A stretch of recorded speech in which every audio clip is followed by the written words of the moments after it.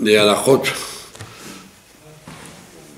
concernant le Hametz, si jamais, ça peut arriver, c'est arrivé, ça arrive toujours, si jamais, en plein Pessah, vous trouvez du Hametz, théoriquement, bien que la vente de la Rabbanout, elle n'exige pas qu'on mette les endroits où...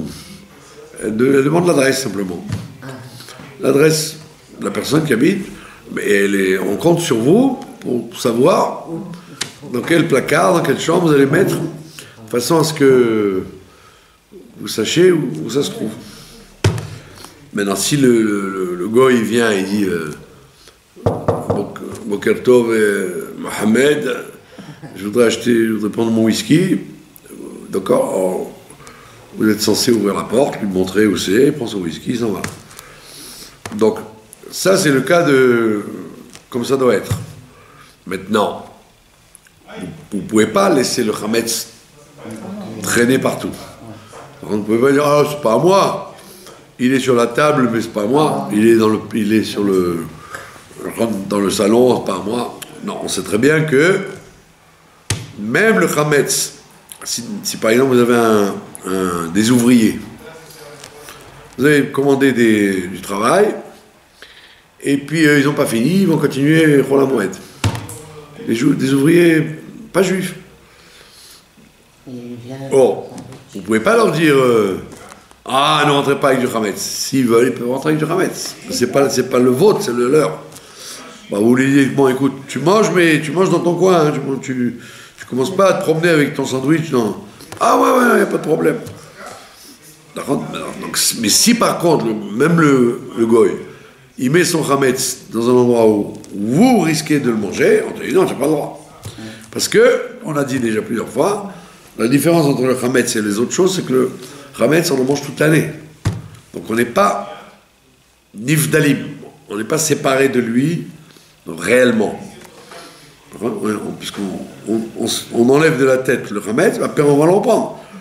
Alors qu'un autre issour de la Torah, que ce soit orla, massar bechala, cochon, langouste, toute l'année on est séparés. Donc on n'a pas peur. Il y a un magasin qui vend des produits très bizarres. Alors, très beau magasin, je rentre, et le vendeur, le patron, quand il me fait... Donc, je lui dis, quoi, tu m'empêches de rentrer, c'est quoi ça? Il me fait... Alors, moi, je rentre quand même, je voulais voir ce qu'il y avait. Il n'y avait que ça. Des langoustes, des crabes, des requins, que du truc ici qui passe. Très beau magasin. Alors évidemment, il y a tous les Thaïlandais, les Indiens, les Goïms, les Russes. Et bon, et puis en plus, il avait des choses permises, du saumon, du café, Mais il m'a fait comprendre, c'est pas pour toi ici. Et moi, j'ai fait le tour pour voir. Et vous aviez des trucs ahurissants, quoi, des crabes gros comme des trucs comment ça s'appelle, géographique parc, vous voyez. Bon, alors donc, c'est évident, si le gars il vient avec un énorme crabe qu'il met sur ma table, ça ne me dérangera pas, parce que je vais pas m'occuper de ça. Mais s'il vient avec des pitotes pendant Pessah, c'est très embêtant, parce que par réflexe, je peux faire tiens, hop. Donc on te dit, si jamais c'est pas mis dans un coin précis, tu dois pas le laisser rentrer. Donc on voit bien que le Hametz qui n'est pas à moi, je peux dire, j'ai pas de problème. Donc tu aurais pu imaginer la même chose. Je vends le Hametz, mais il est chez moi. On te dit, non, monsieur, dans la vente, tu n'écris que l'adresse, mais c'est évident que tu dois mettre dans un placard avec un scotch pour pas qu'on en vienne à... Comme chez moi, par exemple, moi je suis assis là, et puis derrière moi, il y a l'armoire du lave-vaisselle. Alors quand Shabbat, un invité il me dit, j'ai pas de cuillère. Alors, ou on s'est trompé, ou on l'a utilisé pour le service. Alors je fais comme ça, je sors une cuillère. Donc pour Pessah, je suis obligé de mettre des scotch pour ne pas avoir le réflexe d'ouvrir et de lui sortir une cuillère. Donc, si déjà je le fais pour la vaisselle, à plus forte raison, je vais le faire pour les chametz mamash. Donc, qu'est-ce qui se passe? Revenons à notre histoire. Qu'est-ce qui se passe si, en plein Pessah, que ce soit la nuit du Seder jusqu'à la fin de la fête, je trouve du chametz? Qu'est-ce qui se passe? Je vois une bouteille de whisky fermée, ou alors je vois un grand paquet de gâteaux fermé. Alors, est-ce que je vais dire,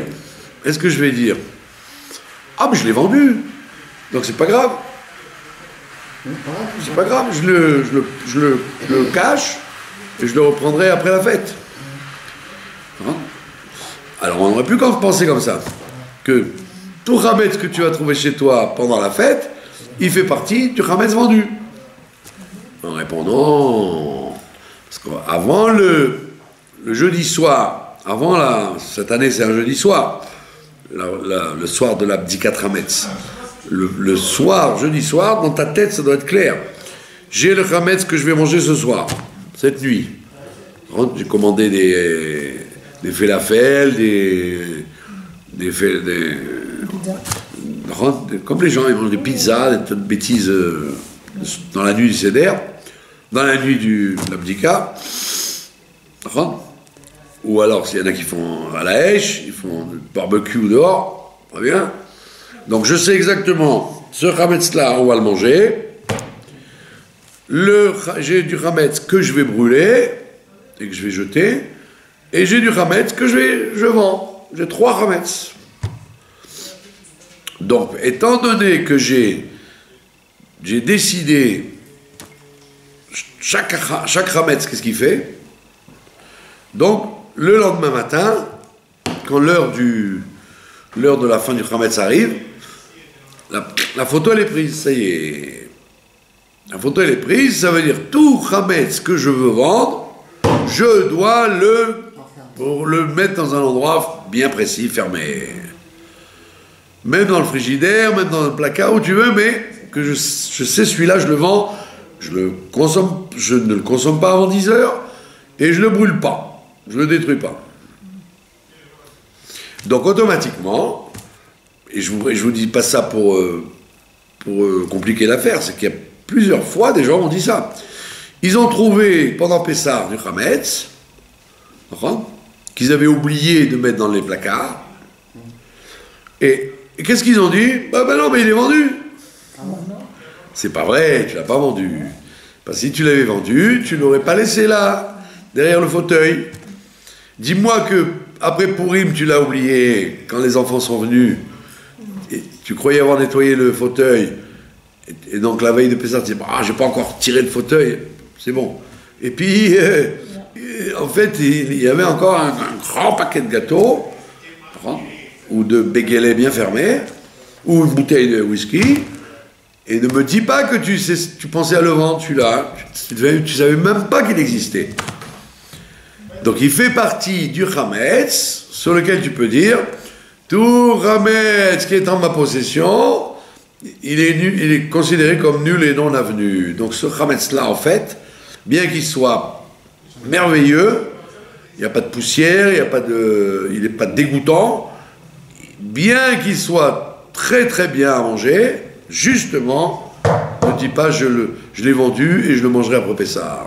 Tu es obligé de dire, il est foutu, t'es perdu. En plus, il a un problème, si c'est Yom Tov, c'est qu'il est mouktsé. D'accord? La nuit du Yom Tov, il est mouktsé. Donc si tu trouves une bouteille de whisky, tu ne peux pas la prendre et la jeter dans les toilettes la nuit de Pessah parce qu'elle est mouktsé. Tu vas dire, bon tiens, aux toilettes et je tire la chasse. Je suis tranquille. Pas du tout, tu n'as même pas le droit de le toucher. Donc tu le pousses avec le pied et tu mets une serviette dessus, et tu le planques pour ne pas en venir à le consommer pendant les 7 jours, et même après les 7 jours. Il est perdu, ce khametz-là. Enfin, sinon, tu arriveras à une absurdité, c'est qu'en fait, la vente ne sert à rien. La vente ne sert à rien, puisque toute la permission de la vente, c'est pour dire que c'est un khametz, que le goy, quand il vient, tu lui dis, voilà, c'est là, monsieur. Donc celui-là, ce khametz-là, c'est pas du khametz que le goy aurait pu prendre, puisque tu n'aurais même pas eu l'idée de lui dire, allez, sous le fauteuil, j'ai un whisky qui reste. Donc ne me dis pas que tu l'as vendu, parce que si tu l'avais vendu, comme quand on vend, ben, on sait où on met ce qu'on vend. Donc automatiquement, le khametz qui a été trouvé pendant Pessah, si c'est un khametz dégoûtant, alors c'est évident. Dans Chol HaMoed, tu viens, tu prends un papier et tu le mets dehors. Mais si c'est un khametz de bonne qualité, ne viens pas dire il a été vendu et je le récupère après. D'accord? Il faut s'en débarrasser et pas le donner à un goy. Parce que le khametz, il doit disparaître de la terre. C'est pas tu peux avoir un profit en faisant plaisir à un non-juif en disant tiens, ce Thaïlandais là il est sympathique, je vais lui donner une bouteille de whisky, il va être comme un fou, il va être très content. Ou un Éthiopien, je vais lui donner une bouteille de bière. Parce que vous avez vu, les Éthiopiens, ils ont toujours 2 choses dans la main, le téléphone et la bouteille de bière. C'est incontournable. Donc tu n'as pas le droit d'en profiter, donc même de le donner, comme ça te fait plaisir, de dire ah, je suis content, il n'a pas été perdu, au moins quelqu'un en a profité. Ça s'appelle profiter. Tu n'as pas le droit de faire ça, tu dois le détruire à Chol HaMoed. Voilà. Maintenant, tout ça, tout ce qu'on dit, ça n'est valable que pour quelque chose qui a un kazaït. Il faut qu'il y ait un kazaït, une quantité respectable. Maintenant, si c'est des morceaux, etc., alors, quand c'est Yom Tov, tu les caches jusqu'à demain soir, et quand c'est Chol HaMoed, tout de suite tu les jettes sans te casser la tête. C'est pour ça que les gens, ils nettoient, mais il y a des points névralgiques qu'il faut nettoyer plus que d'autres. Et quels sont les points névralgiques? C'est quand on a des enfants à la maison, des enfants petits, de vérifier là où ils jouent. Parce qu'ils entendent... La Mishnah, elle parle de souris. Elle parle d'une souris. Elle dit, si tu as 10 tas de khametz, et puis tu as vérifié, et après il y a des souris qui sont rentrées, après tu n'en vois que 9, donc, où est passé le 10e? Alors la Mishnah, elle te dit, tu es obligé de revérifier toute la maison, puisque pourquoi? Parce que la souris, elle ne mange pas, elle garde. Elle cache pour les mauvais jours. Comme les fourmis. Bon, alors les fourmis, c'est des toutes petites graines, mais la souris, ou le rat, etc., eux, ils sont pourquoi dans la Mishnah, dans la Gemara et dans la vie, on dit c'est un rat celui-là. Pourquoi on dit c'est un rat? Parce que ça veut dire il a quelque chose, il ne donnera rien du tout. Et la Gemara, elle dit ça. Il y avait un monsieur dans la Gemara qui était très très riche et on l'appelait le rat. La Gemara, elle dit pourquoi on l'appelait le rat? C'est pas beau d'appeler un juif un rat. Elle dit parce que justement, parce que tout ce qu'il avait, pour pas donner à ses enfants, avant de mourir, il gardait tout de côté. Et à la fin, avant de mourir, il a dit j'ai rien, je m'en vais les mains vides. Et après, on a retrouvé de la richesse chez lui. Et la Gemara, elle dit c'est à ses enfants, parce qu'en vérité, il le cachait, il ne voulait pas le donner. Et donc ses enfants héritent de tout ce qu'il a. Et on l'appelle le rat. carrément. D'accord? Donc c'est pas par méchanceté, c'est pour dire que les gens qui rentrent et qui ne sortent pas, qui ne dépensent jamais rien, on l'appelle des rats. Et donc le rat ou la souris, elle prend et elle cache. Donc c'est évident que le Hametz qui a disparu, il est dans la maison et tu ne sais pas où. Donc si c'est un kazaït, c'est un problème. Si c'est pas un kazaït, ça va. Tu ne transgresses pas. Mais s'il y a déjà un kazaït, oui. Maintenant, qui sont les rats et les souris de nos jours? C'est les petits-enfants. Les petits bébés, à un certain âge. Tu lui donnes un bonbon, un gâteau, par exemple. Un bonbon, ça va, un gâteau. Et lui, il s'en va. Et toi, bon, tu vas pas lui courir après. Tu n'as pas l'âge.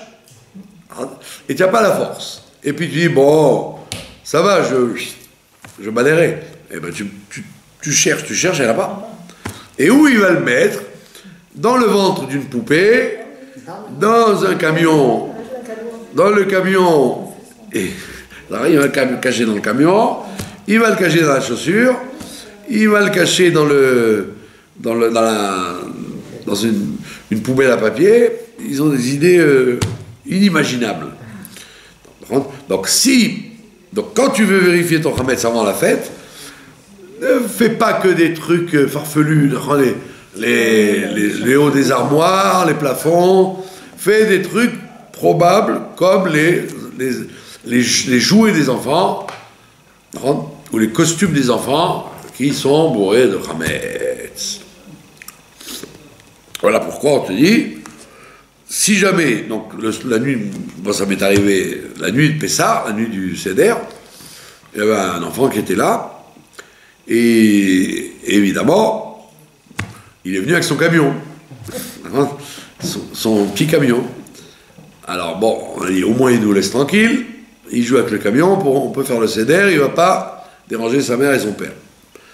Mais voilà Tipa, donc il tirait le camion, voilà Tipa que quand on a été faire les Tilat Yadayim pour Karpas, en plein milieu du couloir, on voit un morceau de Hametz.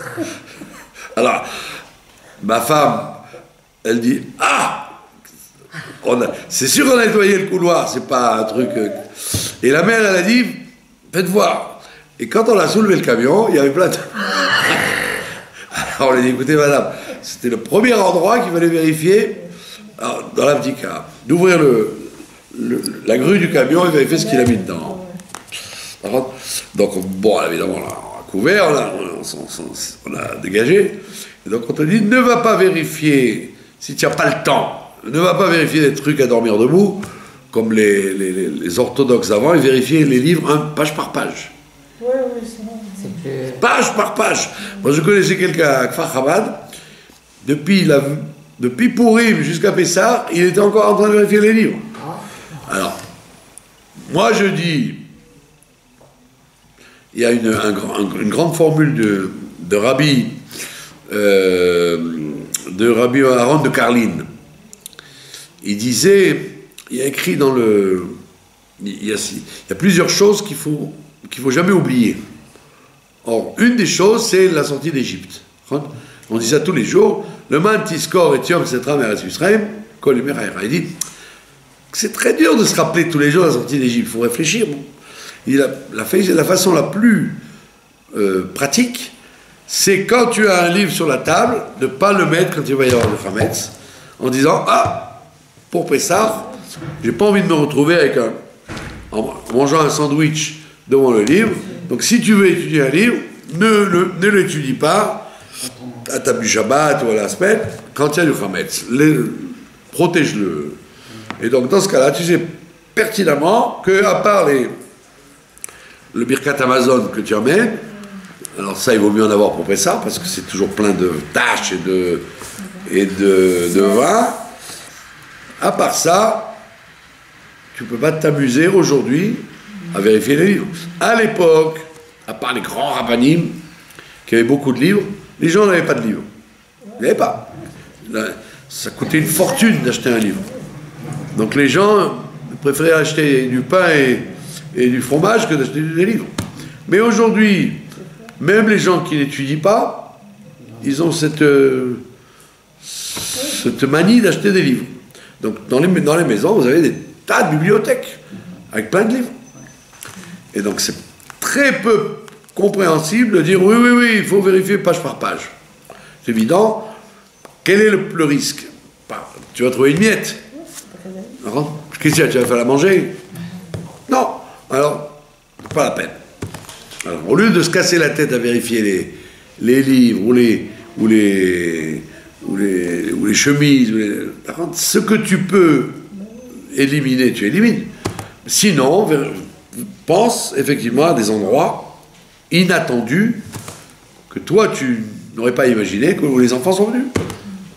Dans tes chaussures d'été, tu dis, il fait beau maintenant, je vais mettre des chaussures d'été. Tu prends la chaussure, tac, des biscuits dedans, que ton petit-fils ou ton petit-neveu, il a planqué à l'épaule. Voilà. Ça, c'est sur la halakha. Maintenant, qu'est-ce qui se passe après Pessah? Puisqu'on a dit que les Chachamim, ils ont fait une amende. Ils ont puni les gens qui n'ont pas vendu le Chametz. En disant, puisque tu ne l'as pas vendu, eh ben, on n'a pas le droit de le consommer. Nous, en France, dans beaucoup de pays, ou même ici, si un commerçant n'a pas vendu son Chametz volontairement, pendant tout le temps que le stock va rester, tu ne lui achètes pas. D'accord? Disons, tu vas dans une ville où les commerçants ne sont pas très religieux. Et il n'a pas vendu son Chametz. Maintenant, il y a toujours des bières, des bières, des whisky, des alcools Chametz. Toi, tu arrives après Pessah, tu dis, bon, même pas la peine de réfléchir.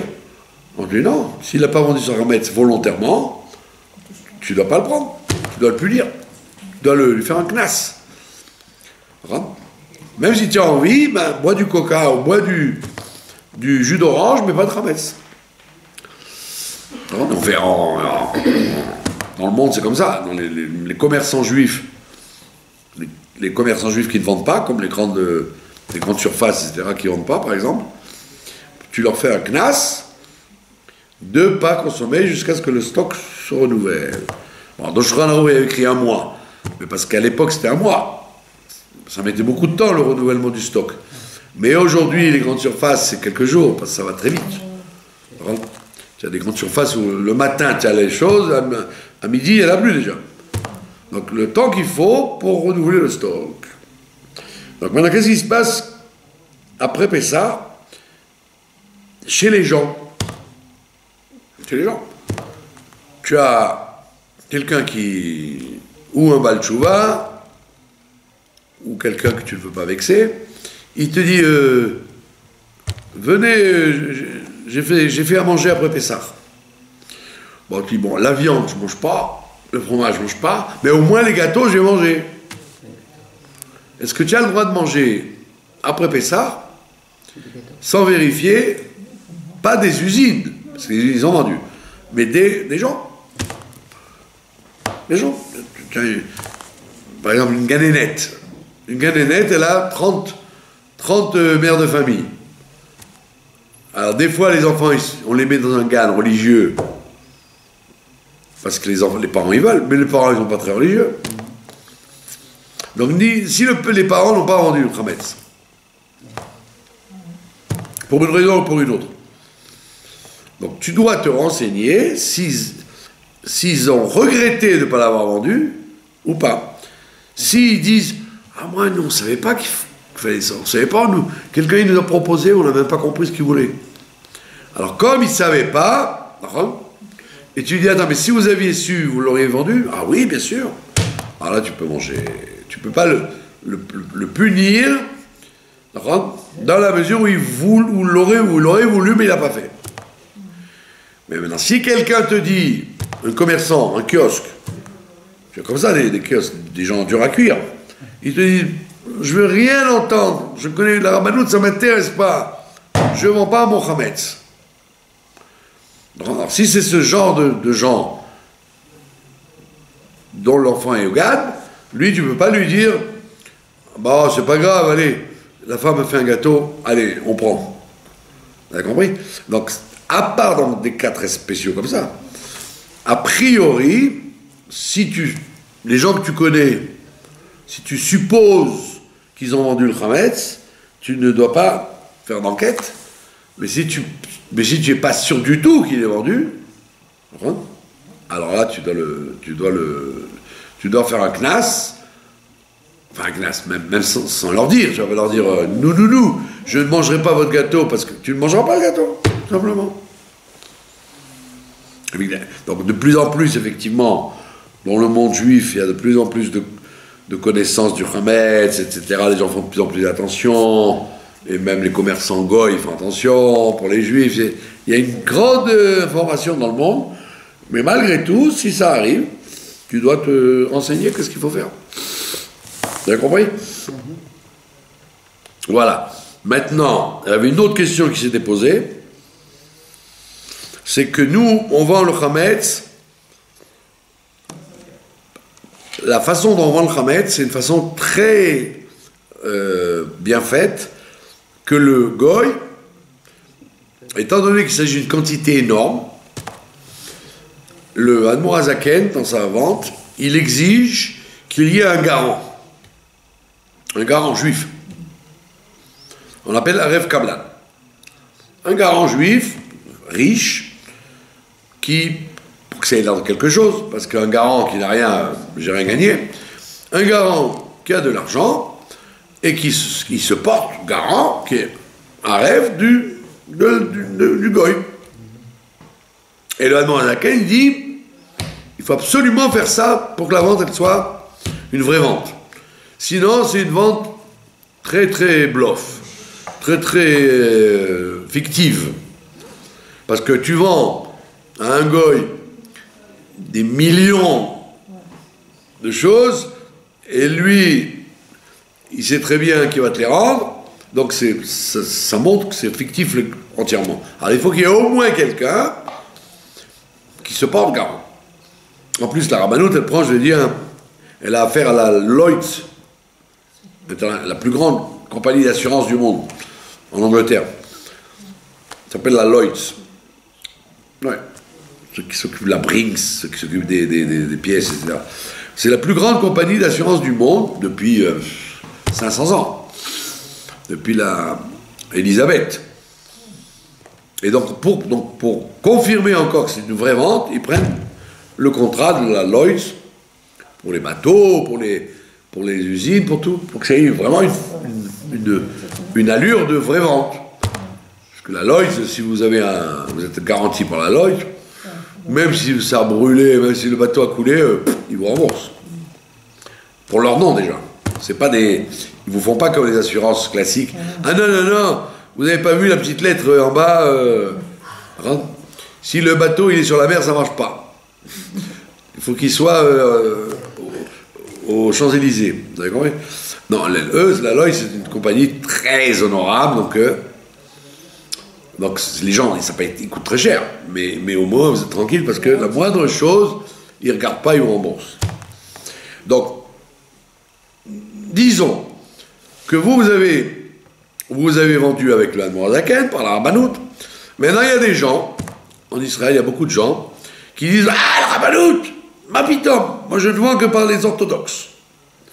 Comme je mange tout orthodoxe, je ne vends pas la Rabbanout orthodoxe. » Ils ne savent pas que la Rabbanout, c'est la meilleure vente du monde, au niveau des détails. Donc eux, ils vendent Badatz. Maintenant, comme il y a eu plusieurs histoires avec la Badatz à travers les siècles, comme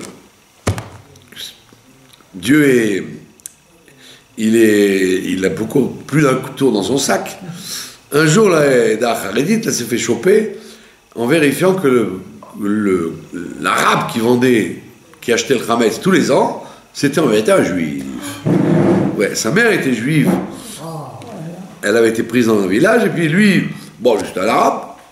Et donc le Badatz vendait à ce monsieur pendant des années, jusqu'au jour où, je ne sais pas si c'est des mauvaises langues ou une enquête, Et ils ont dit, mais en fait, mais ce Mohammed-là, c'est pas un Mohammed, c'est un juif. Et donc, Id Barer, on dit que les gens, ils ont gardé leur Hametz pendant Pessah, il appartenait à un juif. Alors donc vous allez peut-être vous ranger, vous allez dire, tiens, c'est quoi? Celui qui a vendu d'après la Rabbanout, donc j'ai confiance, parce que c'est bien fait. Mais celui qui a vendu au Badatz, de la Haredit, le Belz, de Khatam Sofer, tous les autres centres de... Peut-être que c'est pas une bonne vente. Et donc si c'est pas une bonne vente, je peux pas manger après. D'accord? J'ai ma voisine qui est Belz, ou qui a vendu à Belz, ben peut-être je peux pas... Si elle me fait des gâteaux, je peux pas en manger. Alors la conclusion, c'est non. On a dit qu'on faisait un knas, qu'on punissait celui qui a fait exprès. Mais quelqu'un qui a vendu d'une façon qui n'est pas aussi bien que la tienne, ça s'appelle quand même une vente. Ça s'appelle quand même une vente après coup. Donc, comme lui, en plus, il a fait de bonne volonté, donc, c'est pour ça qu'on te dit, cherche pas à savoir par qui il a vendu. Et pourquoi je vous dis ça? Parce que c'est des choses qui existent. Tous les ans, j'entends des questions comme ça. Des gens qui... il y avait une fête, et puis il y avait quelqu'un qui restait comme ça. Alors les gens disaient, mais c'est merdrine, tu peux y aller. Non. Pourquoi? Parce que moi je tire les verres du nez, je lui dis, attends, mais pourquoi vous ne mangez pas? Qu'est-ce qu'il y a eu? Il m'a dit, parce qu'ils n'ont pas vendu d'après la vente que nous on fait. Donc je condamne tout. Ah oui, donc ça veut dire que ces questions, ce n'est pas des questions farfelues, c'est des questions qui existent. Des questions qui existent. Il y avait une autre, ça c'était une blague. Quelqu'un, il ne voulait pas se fier à la vente de la Rabbanout, il a fait sa propre vente. Un grand rave, hein. Un rave très connu, qui a écrit des livres, un homme, un chassid, très shamaïm. Il a organisé sa propre vente. Alors, tous les gens qui le connaissent et qui lisent ses livres, ils ont dit, ah, on va lui faire kavod à lui plutôt que de vendre à la Rabbanout. Donc ils ont été lui vendre à lui. D'accord? Dans une anecdote. Qu'est-ce qui s'est passé? C'est que il a vendu, il s'est cherché un goy, il s'est cherché des locaux, il a tout mis en piste, en place. Et qu'est-ce qu'il a fait le goy? Il a tout pris. Pendant la fête, sachant qu'il y avait la main libre, il a amené des camions et il a tout embarqué pour de bon. Alors à la fin, bonsoir, je viens récupérer. Ben il dit non, tu m'as vendu, j'ai tout pris. Ah, il dit paye. Il dit non. Je vais t'attaquer, ben attaque-moi. Allez l'attaquer maintenant, vous n'en sortez plus. Donc les gens se sont bien fait arnaquer, parce qu'il y avait beaucoup d'orthodoxes, des femmes qui avaient des enfants, pour ne pas nettoyer les poussettes, les landaux, les poussettes, etc. Elles ont tout mis dans l'entrepôt du goy. Et lui, il a amené des camions, ils ont tout emmené. Elle va chercher maintenant le landau à Oum El Fachem ou à Shrem. D'accord? Donc c'est pour ça que nous avons l'habitude de dire, toujours passer par la Rabbanout. Les gens, ils peuvent critiquer jusqu'à demain matin, mais en tous les cas, c'est quand même le plus qui unifie tout le monde, des mariages, les enterrements, la cacheroute, le chametz. C'est quand même un gouffre, du fait que c'est un gouffre énorme. Il est quand même plus sûr que tous les francs-tireurs qui rentrent. Parce que tous les ans, vous entendez vente de chametz par Rav Intel. Alors là, plein de gens se précipitent parce qu'il c'est un Rav Yirei Shamayim. Comme il fait ça pour se faire un nom et pour faire de la concurrence à la Rabbanout, tous les ans, vous entendez qu'il y a un truc qui ne va pas. Tout ça pour pas faire comme tout le monde. Parce que la vente de Rabbanout, elle est quand même impressionnante. Vous avez une quarantaine de rabbinim de tous les styles.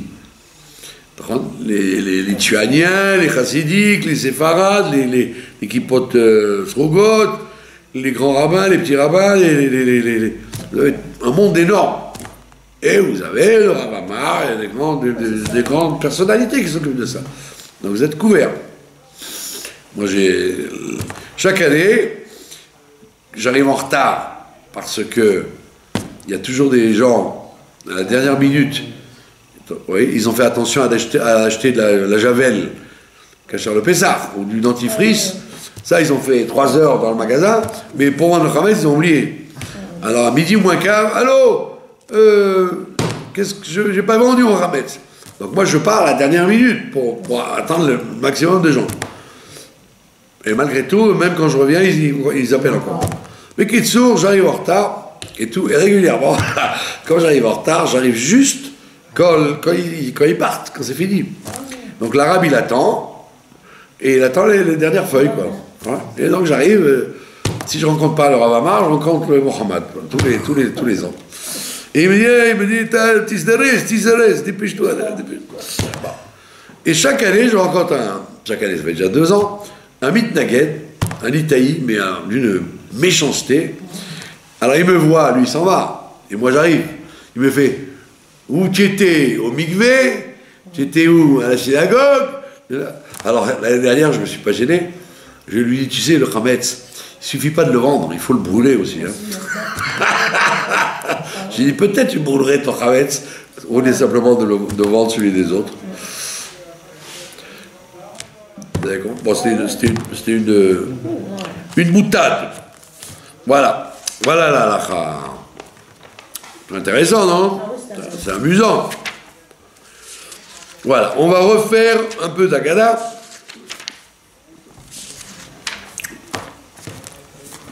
Alors, qu'est-ce qu'il y a dans la Haggadah? On n'a pas fait.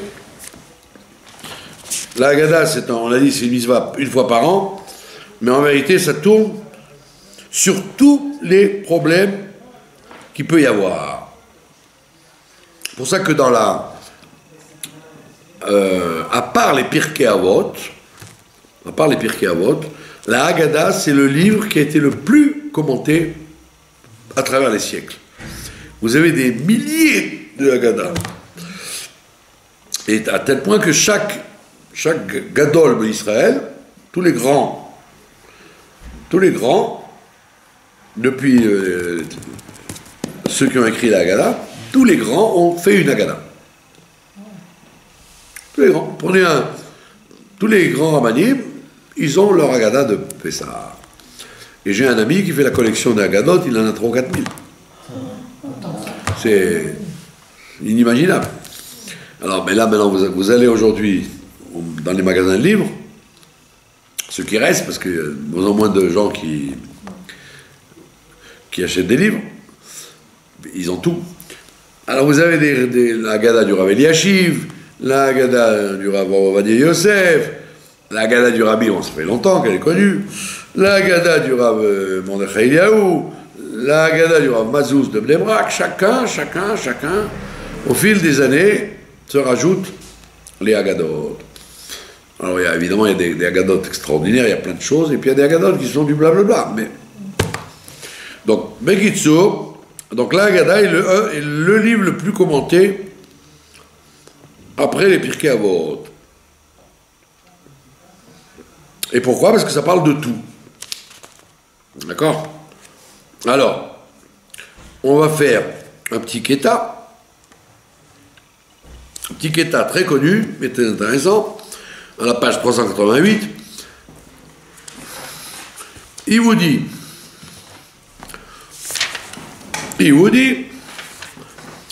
Baruch Shomer Avtachato l'Israël, béni soit celui qui conserve la promesse qu'il a faite à Israël. D'accord?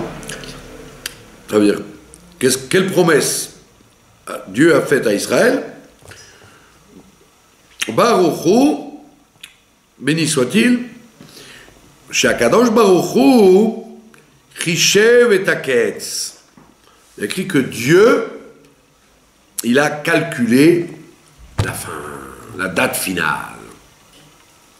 La sotte, pour faire que Moshe Amar l'Abraham, comme il a dit à Abraham, Abraham Avinu, Bivrit ben Ametarim.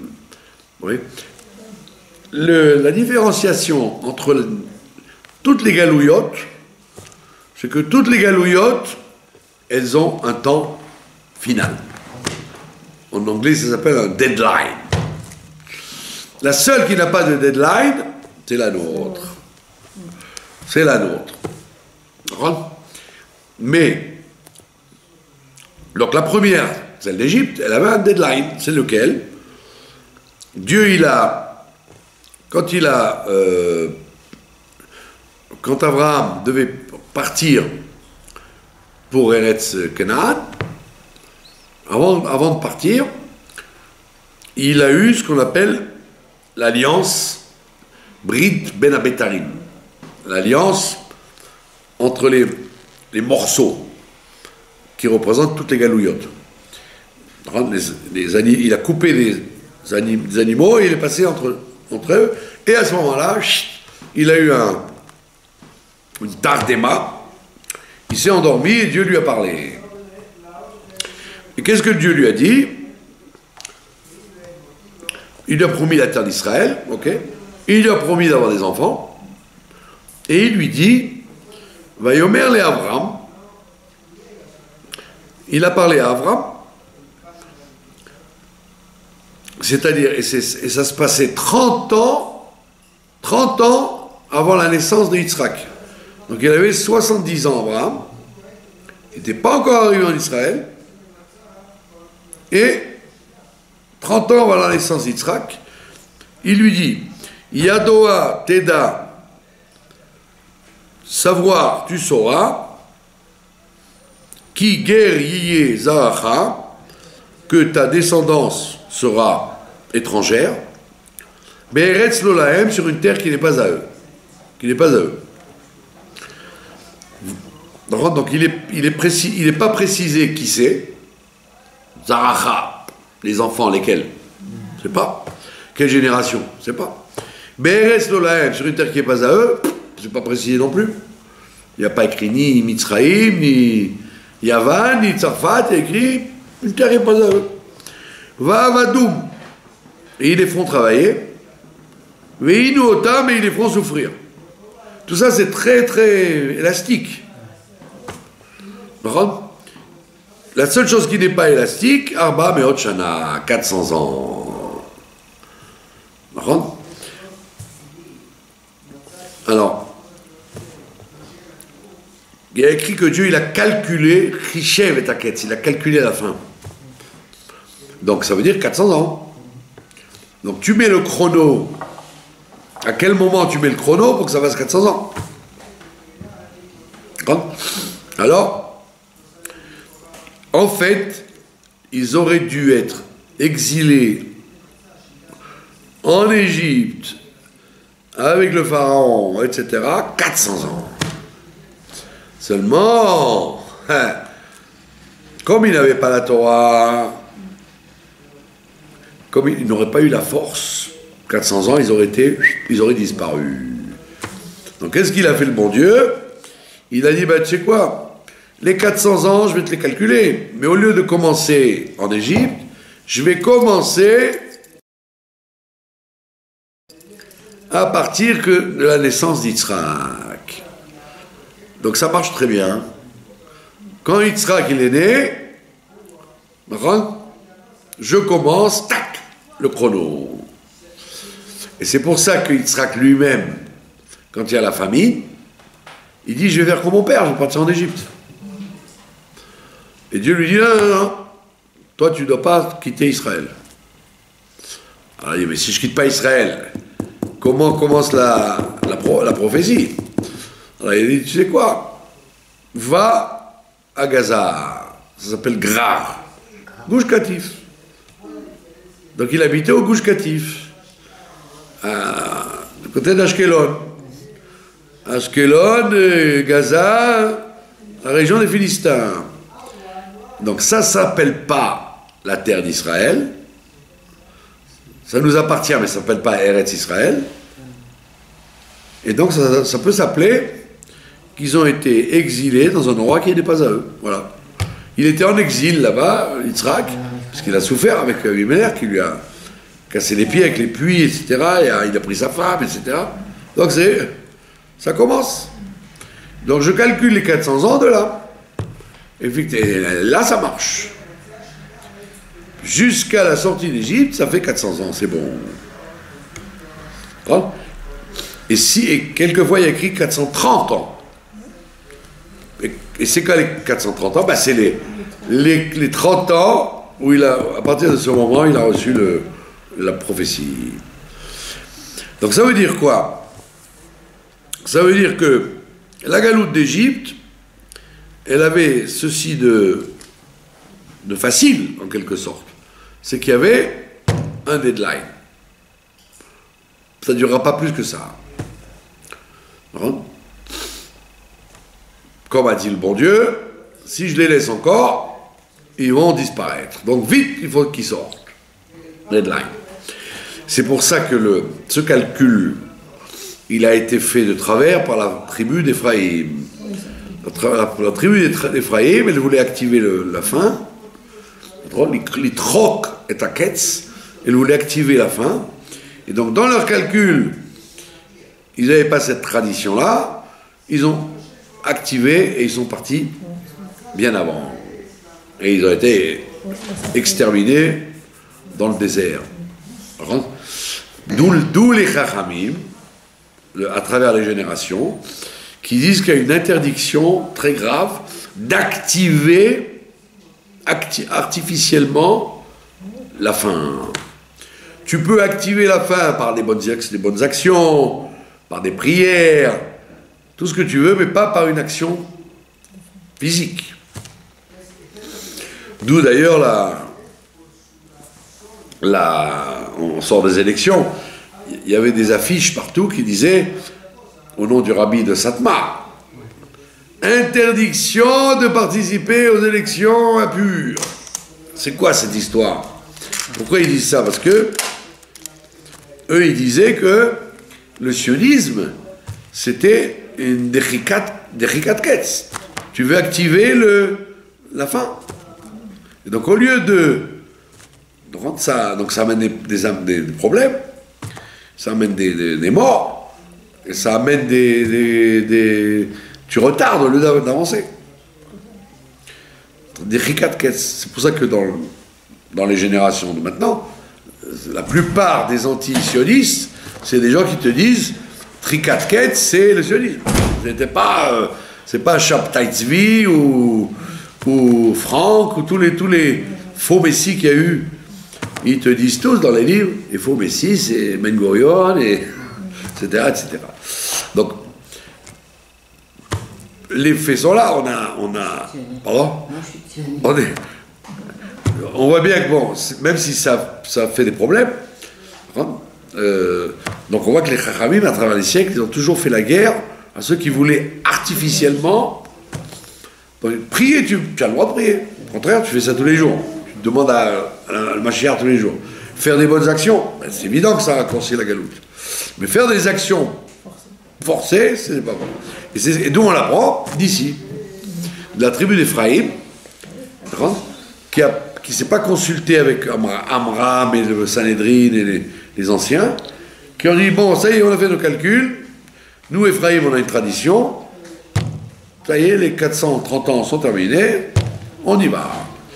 Et ça s'est très mal terminé parce que, quand ils ont demandé à Amram et à ses collègues, ils ont dit, mais non, c'est pas bon, la date n'est pas arrivée. Et effectivement, il fallait attendre la naissance de Moshe, il fallait la mort du pharaon, il fallait et seulement à ce moment-là, c'est pour ça que Moshe il a eu l'ordre de donner des comment on appelle ça, des signes. Quand il a dit ça y est, c'est moi, je suis le Goël.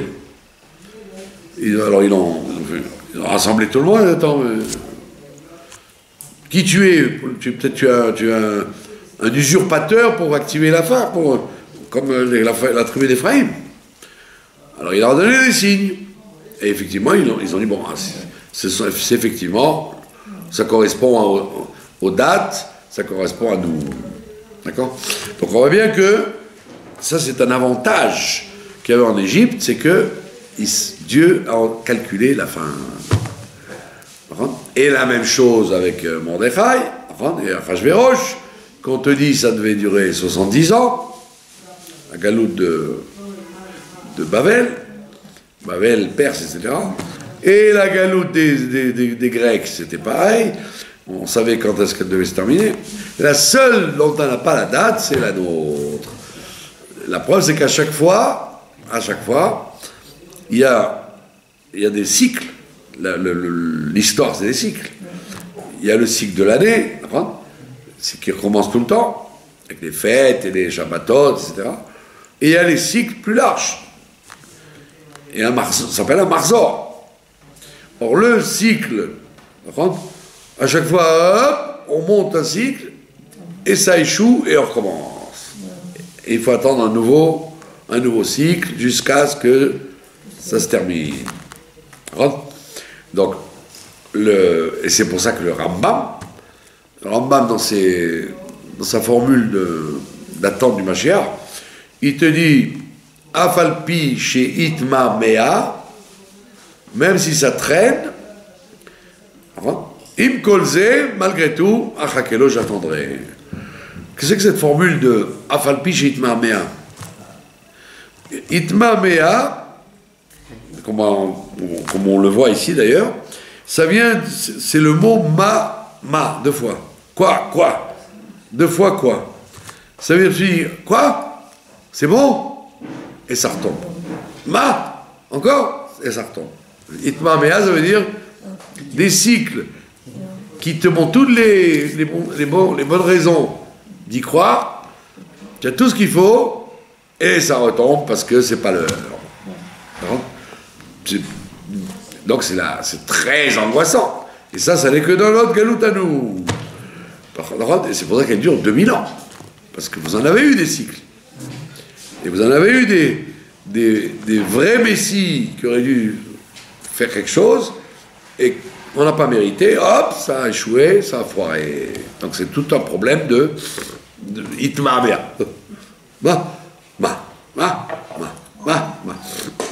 Alors qu'ici, il dit non, ici c'est bien. C'est pas du tout le même scénario. Ici, il te dit Richev, il a fait le calcul. Maintenant, pour quelle raison? Alors voilà, la différence. La différence qu'il y a, parce que tu vas dire pourquoi dans la 4e galoute, il n'y a pas de date, pourquoi les autres oui? Bizarre. Alors le rabbi explique, la Chassidoute ramène ça plusieurs fois, que les autres galouillottes, étant donné qu'elle n'était pas la dernière, il y avait encore du travail à faire, alors, donc tu donnais la date. Là, s'ils avaient fini, d'accord, mais ils n'ont pas fini. Donc tu peux leur donner une date, parce que tu dis, bon, de toute façon, c'est remis à une date ultérieure, alors on peut donner une date. Mais la nôtre, elle est la dernière. Il n'y en a pas une 5e.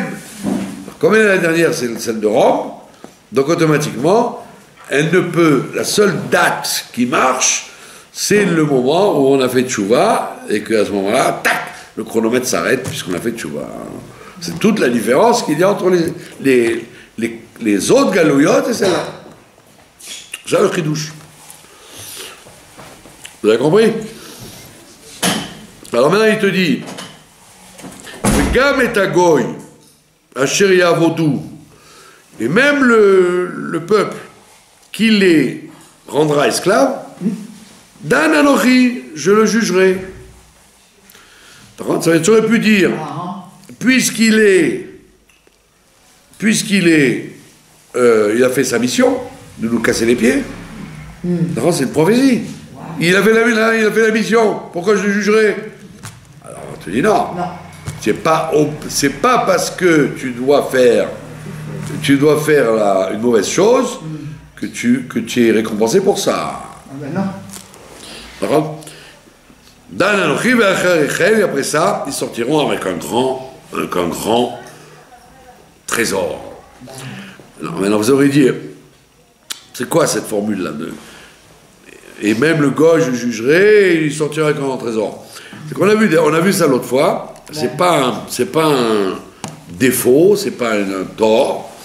C'est que dans le système des êtres humains, hein, l'homme, il a la Chorma, il a la Bina, il a la bonté, il a la dureté, il a tout, mais il a une mida de Netzach, de vaincre, de gagner. Hein. Et comment ça se traduit, la mida de gagner? Ça se traduit par la vengeance. Hein. Non. Ouais. Ça veut dire que quand quelqu'un sent une injustice, Ouais. quand quelqu'un sent une injustice, il a besoin d'être vengé. C'est pour ça qu'on dit toujours que Dieu préserve. Quand il y a des gens qui sont tués dans les attentats, etc., il y a écrit, on dit Hachem ikom damo. Dieu vengera son sang. Pourquoi il y a besoin de dire ça? Oui, parce que l'homme a besoin. S'il n'y a pas d'injustice, ben, tu n'as rien à demander. Mais si tu sens que, comme des gens qui sont assassinés par des terroristes, tu sens qu'il y a quelque chose qui n'est pas normal. Comment le peuple juif, le peuple de Dieu, qui respecte son message, il est puni, de quoi il est puni? Alors on va être vengé. Donc c'est légitime. La vengeance est légitime. Seulement, elle n'est pas légitime si c'est toi qui l'as fait. Bien sûr. C'est pour ça que c'est Dieu qui doit la faire. Comme on dit ça le mercredi matin, d'ailleurs. Quel Nekamot Hashem, c'est Dieu qui venge, c'est pas nous. Donc ici, on te dit la même chose. Abraham, il aurait pu dire, oh, tu me promets qu'ils vont on va les faire souffrir. Mais c'est pas bien, il faut qu'il y ait une vengeance. Alors Dieu, il te dit, rassure-toi. Le peuple qui les a embêtés, je le jugerai aussi. Et maintenant, il y a une deuxième partie dans la justice, c'est qu'ils ont travaillé longtemps. Donc ils auront besoin de récupérer des indemnités, des dédommagements pour tout ce qu'ils ont travaillé.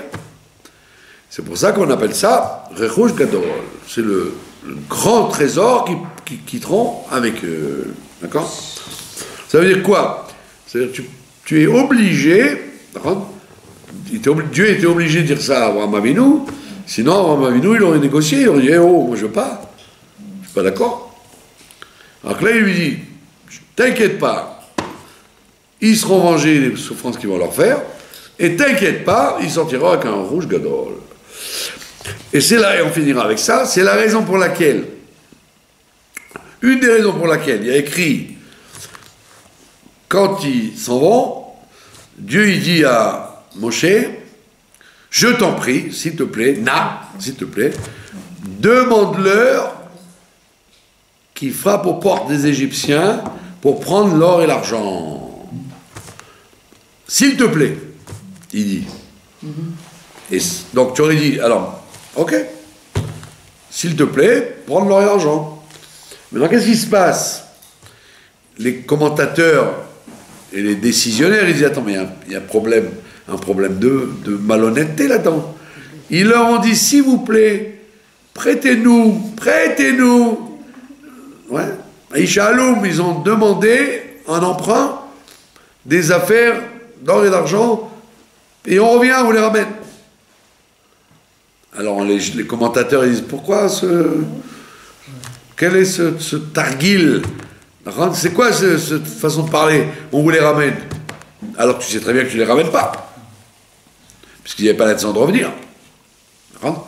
Alors on dit parce qu'en fait, c'était le salaire des 210 ans de la galoute.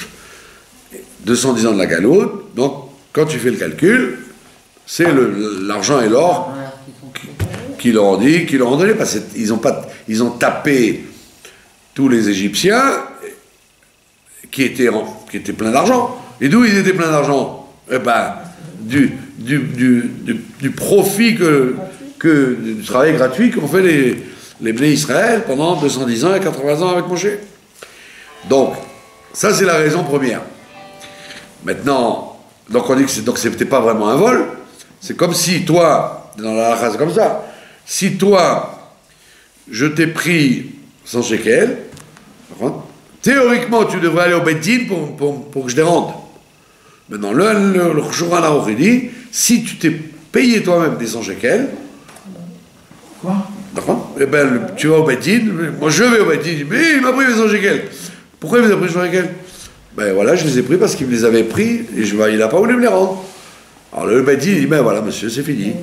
Vous n'avez pas le droit de faire ça. Vous auriez dû passer par nous, demander au Beddin qu'il fasse la démarche. Vous ne l'avez pas faite, vous n'auriez pas dû vous rendre justice tout seul, mais vous l'avez fait, c'est valable. La même chose ici. Maintenant on demande pourquoi. Alors, ils avaient qu'à leur dire, ils avaient qu'à... Pourquoi il y a une question? Ils ont demandé. Alors, si c'est comme ça, alors Dieu, il n'avait pas besoin de dire « s'il te plaît ». Puisque c'est un dû. Dieu, il aurait dû dire à Moshe « ah, n'oublie pas de les prévenir qu'ils aillent chercher les 210 ans de travail ». Pourquoi il dit « s'il te plaît » ? Va leur demander « s'il te plaît ». Alors là-dessus, les commentateurs profonds, ils disent parce qu'il y a ce qu'on appelle une mentalité d'esclave. Quand tu as l'habitude d'être esclave, quand tu as l'habitude d'être esclave, d'être frappé, d'être maltraité, tu finis par t'habituer à ça. Et donc tu as peur du maître. Et donc comme tu as peur du maître, tu n'oseras jamais lui dire « allez, rends-moi mon argent ». Donc Moshe, il a dit, tu sais, je les connais, les Bnei Israël. Ils ne sont pas capables d'être des hommes libres pour l'instant. Ils font semblant, hein. On appelle ça Pessah Chag Cherutenu, parce qu'on doit s'habituer à devenir libre. Mais en vérité, quand ils ont entendu qu'ils n'étaient pas libres, ils avaient la mentalité, donc taper à la porte du patron et dire « allez, paye-moi, tu me dois 210 ans de travail », ils n'oseraient pas le faire. Donc Dieu, il a dit « na, s'il te plaît, demande-leur, parce que ce sera très dur pour eux. » Voilà. Et là, on voit que, comme disait le rabbi précédent, les Juifs sont sortis de la galoute, mais maintenant il faut que la galoute, elle sorte de... Les Juifs. Sortir de la galoute, c'est une chose, mais enlever la galoute de l'intérieur, ça c'est déjà plus difficile. Voilà, je vous remercie de votre attention. Moi, je sais la définition.